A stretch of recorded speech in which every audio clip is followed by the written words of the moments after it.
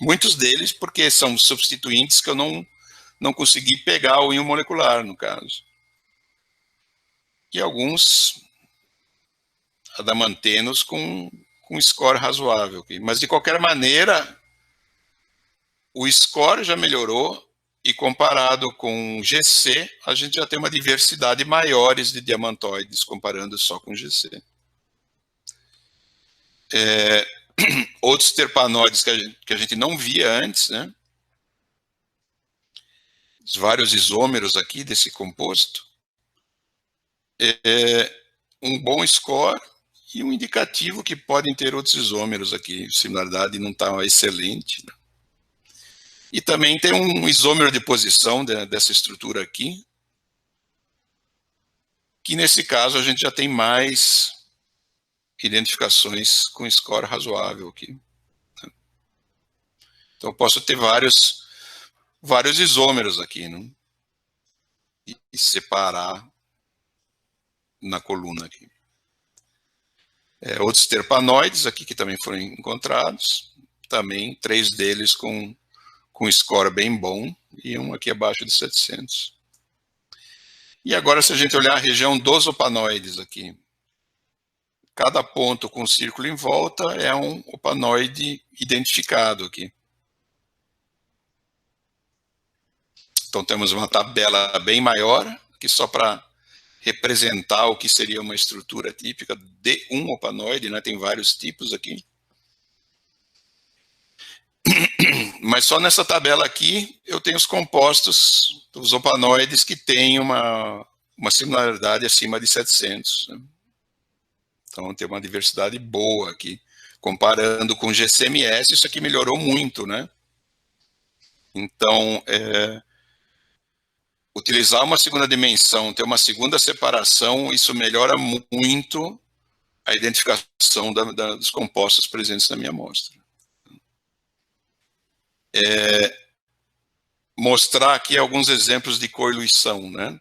Então, se pegar aqui no 800 segundos na primeira dimensão, veja aqui que eu tenho o adamantano coiluindo com esse analito aqui, né? Então, só teve separação na segunda dimensão. Teve uma similaridade boa para os dois. Nessa faixa de tempo aqui, 876, na primeira dimensão, eu tenho 4 compostos coiluindo.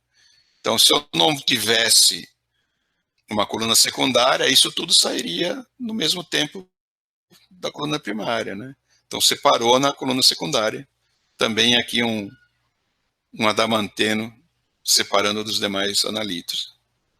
Nessa faixa aqui de 1004 segundos, outro diamantoide que estaria coiluindo com esses compostos aqui. E nessa faixa aqui, 3 compostos, sendo um deles um opano que está coiluindo. Então, basicamente, o que é que a gente vê nesses compostos de interesse que coiluíram? Se a gente olhar aqui a relação sinal-ruído do íon utilizado para quantificação, a gente vê que é uma razão sinal-ruído bem inferior dos outros compostos, né? Em todos os casos.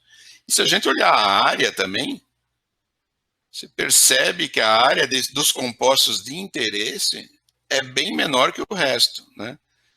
Então, veja bem, se eu tenho aqui 4 compostos coiluindo e o que eu quero tem um pico com uma razão sinal-ruído mais baixa e uma área mais baixa, né? Se isso já acontece no GC-GC, só GC, possivelmente, eu não vou ver isso aqui. E não vi mesmo, né? Simplesmente não... A coiluição com compostos majoritários prejudicou a deconvolução desse analito e eu não identifiquei ele. Eu sou obrigado a ter um GC-GC, né? Para conseguir ver tudo que tem na amostra. Então, comparando GC-GC com GC, né? Aqui 3 opanoides da fórmula, estão trabalhando com GC.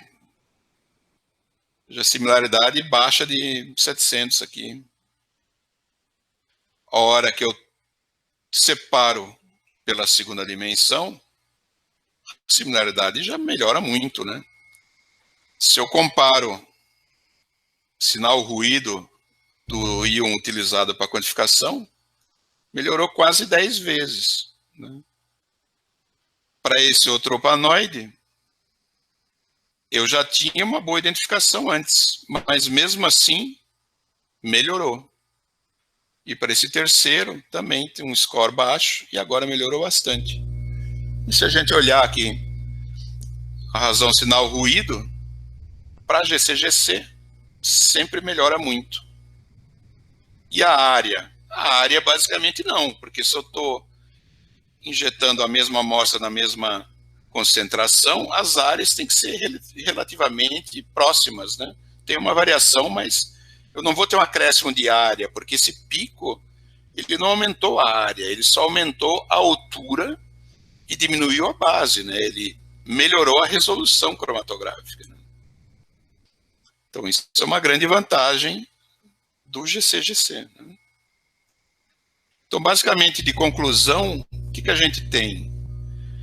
Que um GC-TOF-MS é muito útil na análise de amostras complexas, né? E dependendo da complexidade dessa amostra, uma cromatografia bidimensional abrangente, GCGC, acoplado ao TOF-MS, apresenta então um desempenho ainda muito superior ao GC-TOF, né? E é ideal para caracterização ampla de amostras ainda mais complexas, como o petróleo, né? Então, quando eu quero ver tudo que tem na amostra e minha amostra é muito complexa, normalmente eu tenho que lançar a mão de uma cromatografia bidimensional abrangente acoplada a um analisador de tempo de voo, certo?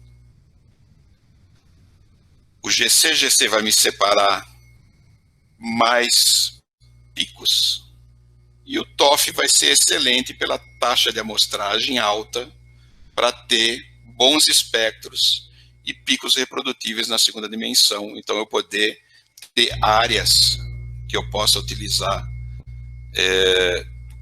essas áreas mesmo relativas, ou mesmo trabalhando com razões diárias aí entre isômeros de compostos de interesse. Então, basicamente, era isso que eu tinha para apresentar hoje aqui para vocês. E agradeço mais uma vez a ABQ Rio de Janeiro pelo convite. E qualquer interesse, podem entrar em contato comigo ou com a própria Leco. Então, muito obrigado a todos pela audiência. Obrigado, Dr. Clécio. Nós que agradecemos a sua apresentação extremamente didática, e para aqueles que estejam assistindo e que me trabalhem na área de química de petróleo e petroquímica, eu tenho certeza que foi muito esclarecedor essa parte analítica. Então, mais uma vez, a ABQ agradece e esperamos contar com o senhor em próximos eventos e apresentações. Muito obrigado.